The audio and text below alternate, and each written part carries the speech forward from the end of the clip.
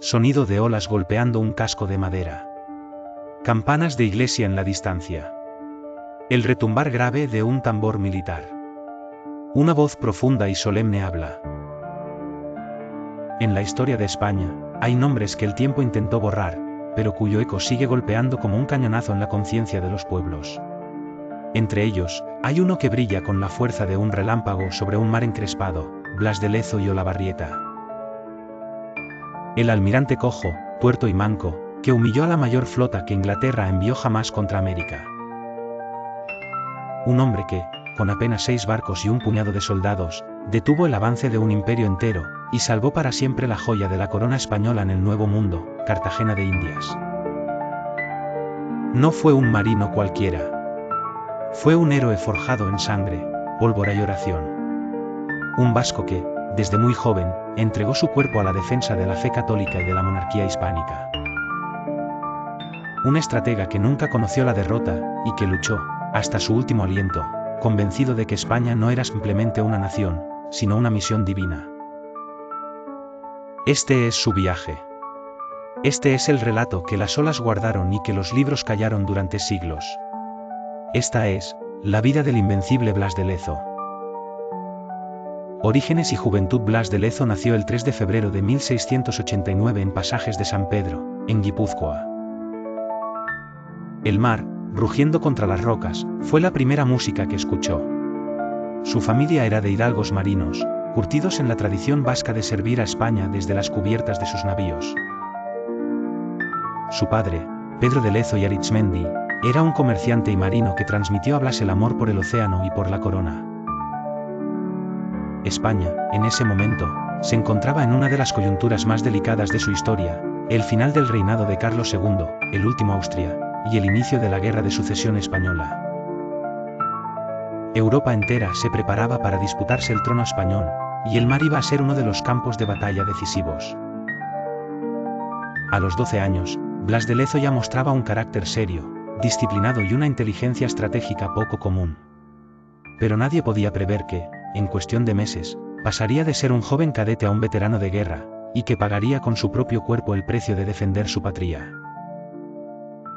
El marino invencible comienza a forjarse en 1701, con apenas 12 años, ingresó como guardiamarina en la Armada Española. Fue destinado a la escuadra francesa del Conde de Toulouse, aliada de España durante la guerra, y participó en su primera gran batalla naval, la de Vélez-Málaga, en 1704. Durante el combate, una bala de cañón le destrozó la pierna izquierda. El joven Blas se mantuvo en pie, dando órdenes desde cubierta mientras la sangre le empapaba el uniforme. La amputación fue inevitable. Pero aquello que habría retirado a cualquier otro del servicio, para él fue simplemente el comienzo. A partir de ese momento, Blas de Lezo caminó sobre una pierna de madera, y sobre una voluntad de hierro. En batallas posteriores, perdió el ojo izquierdo y quedó con el brazo derecho inutilizado por una herida de mosquete. Para cualquier otro, aquello habría sido el final. Para Blas, era el sello de su destino. Los ingleses lo llamaban con desprecio medio hombre, pero él convirtió ese apodo en su estandarte.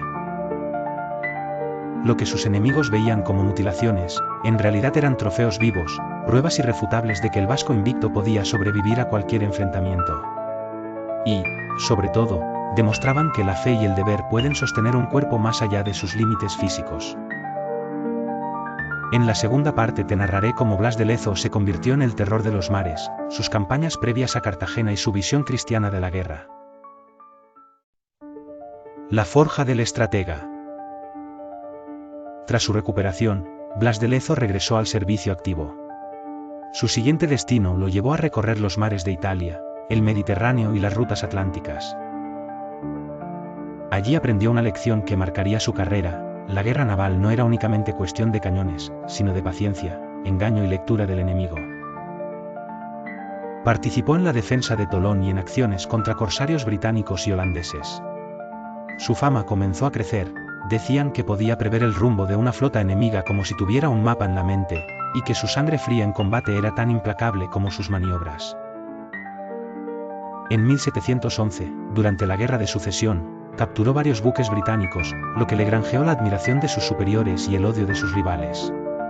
Su estilo era siempre el mismo: golpear rápido, desaparecer, volver donde nadie lo esperaba. El terror de los mares. Terminada la guerra, España confiaba en hombres como Blas para mantener su poder en las rutas de ultramar. Fue destinado a la protección del galeón de Manila, la joya comercial que unía Asia, América y Europa. En aquellas aguas infestadas de piratas, Blas demostró que su genio táctico era aún más temible que sus heridas. Los ingleses ya lo conocían por nombre y por reputación. Historias circulaban en las tabernas portuarias de que un capitán manco, cojo y tuerto había derrotado navíos 3 veces más grandes que los suyos. En muchas ocasiones, su mera presencia en una zona bastaba para que corsarios enemigos desistieran de atacar. Pero el mayor desafío de su vida aún estaba por llegar, y tendría lugar en el corazón del Caribe español. Cartagena de Indias, el enemigo golpea. En 1739 estalló la Guerra del Asiento entre España e Inglaterra. Los británicos, ansiosos por expandir su comercio en América, planearon un golpe decisivo. Apoderarse de Cartagena de Indias, la plaza más fortificada y estratégica del Caribe. Si la conquistaban, el dominio español en la región quedaría herido de muerte. En 1741, el almirante inglés Edward Vernon zarpó con la que sería una de las flotas más grandes jamás reunidas: 186 barcos, 27.000 hombres entre marinos y soldados, y el apoyo de milicianos coloniales de Norteamérica. Frente a esta marea de hierro y pólvora, Blas de Lezo disponía de apenas 6 navíos, 3.000 hombres y la fe inquebrantable en Dios y en su rey. La defensa imposible.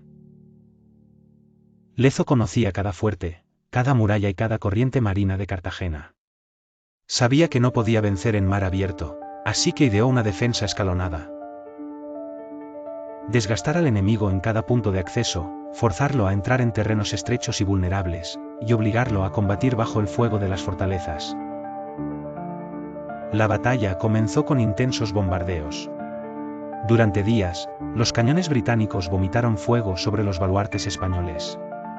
Pero Blas, imperturbable, recorría las defensas apoyado en su muleta, dando órdenes precisas y animando a sus hombres con palabras que hoy suenan como campanas de gloria. Es mejor morir por la patria que vivir para verla humillada.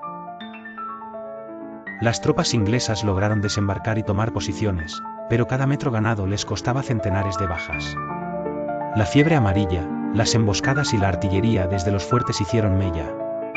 Lo que Vernon había prometido como una victoria fácil se convirtió en un infierno. En la tercera parte, te narraré el asedio final, la humillación de Vernon y la muerte silenciosa de Blas de Lezo, además de la forma en que la historia intentó olvidarlo, hasta que España lo redescubrió como uno de sus más grandes héroes. La clave de la defensa estaba en el castillo de San Felipe de Barajas, una mole de piedra que dominaba la entrada a Cartagena. Vernon sabía que si lo tomaba, la ciudad caería. En abril de 1741, lanzó su ataque más ambicioso. Miles de soldados británicos y coloniales avanzaron bajo la oscuridad para sorprender a la guarnición. Pero Blas de Lezo había previsto cada movimiento. Había ordenado cavar trincheras, colocar empalizadas y situar cañones ocultos que esperaban el momento exacto para disparar. Cuando los ingleses se encontraron en medio de un laberinto de defensas, los españoles y criollos, junto con los milicianos locales y los esclavos liberados para luchar, desataron un vendaval de pólvora y acero. La batalla fue feroz. La noche se iluminaba con fogonazos y gritos. Vernon perdió cientos de hombres en cuestión de horas. La idea de una victoria fácil se había convertido en una carnicería. La retirada humillante. Desgastados, enfermos y sin suministros suficientes, los ingleses comenzaron a retroceder. Sus propios heridos, víctimas de fiebre amarilla y disentería, llenaban las cubiertas de los barcos. Vernon, incapaz de aceptar la derrota, mantuvo el bloqueo unos días más, pero Blas no se dejó engañar, sabía que el enemigo estaba acabado. Finalmente, el 20 de mayo de 1741, la gigantesca flota inglesa se retiró. Más de 10.000 hombres habían muerto o quedado fuera de combate. Los españoles, aunque exhaustos y con graves pérdidas, habían defendido Cartagena contra una fuerza 6 veces superior. Vernon regresó a Inglaterra sin gloria. El Parlamento británico, que ya había acuñado medallas celebrando la supuesta victoria antes de tiempo, ocultó el fracaso. Esas medallas, irónicamente, muestran a Vernon de pie mientras un Blas de Lezo arrodillado le entrega las llaves de la ciudad, un hecho que jamás ocurrió. La muerte en el olvido. La victoria no trajo descanso a Blas de Lezo. Poco después del asedio, enfermó gravemente, probablemente por las heridas y las duras condiciones de la defensa. Murió el 7 de septiembre de 1741, a los 52 años, sin honores oficiales inmediatos, y según muchas fuentes, enterrado en una tumba anónima de Cartagena. Durante siglos, su hazaña quedó relegada a las sombras de la historia, mientras otros nombres recibían laureles que él había ganado con sangre y astucia. Fue apenas en el siglo XX cuando España comenzó a reivindicar su figura como uno de sus mayores héroes navales. El legado del hombre imposible. Blas de Lezo es, sin duda, una leyenda. Perdió una pierna, un ojo y el uso de un brazo, y, sin embargo, nunca perdió una batalla importante. Su genio táctico salvó a todo un imperio de un golpe mortal. Cartagena no cayó, y con ella, el dominio español en América perduró por décadas más. Hoy su estatua se yergue frente al puerto de Cartagena de Indias, mirando al horizonte, como recordando que en aquellos mares, un hombre mutilado fue más temible que una armada entera.